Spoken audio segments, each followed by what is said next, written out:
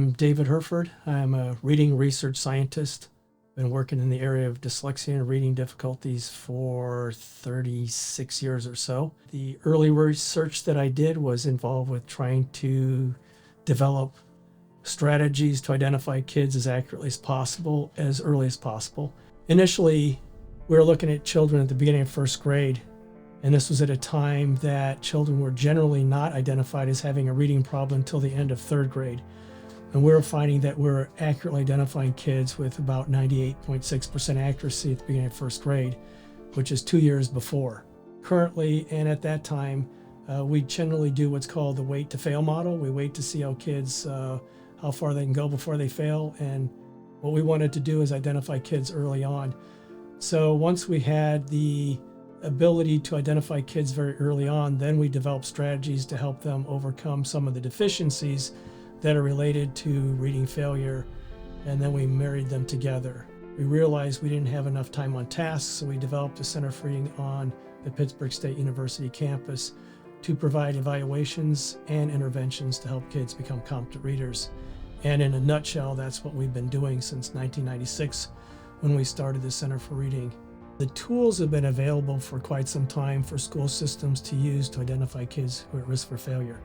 Even school systems that are using universal screening like DIBELS, that would highlight children who are struggling. May not be, and even in kindergarten, there's some level of accuracy there, but it has to be communicated to schools how to use that data.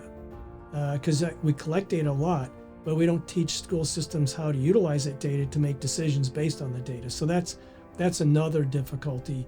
And with our evaluation tools, it spells it out.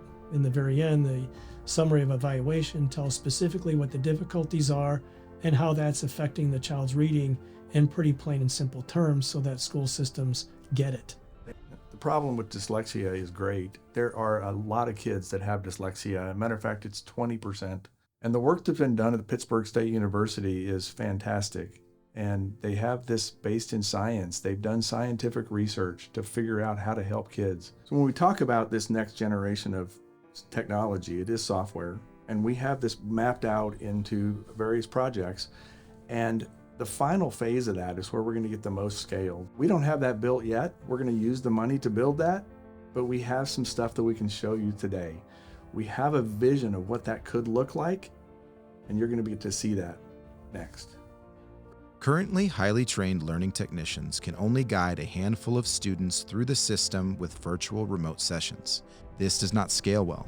Using custom large language models and AI avatar tutors, we can guide many students at once, allowing for a lower training threshold for learning technicians, scaling the amount of students they can work with exponentially. Today, let's try a fun exercise. Try saying the word cupcake without saying cup.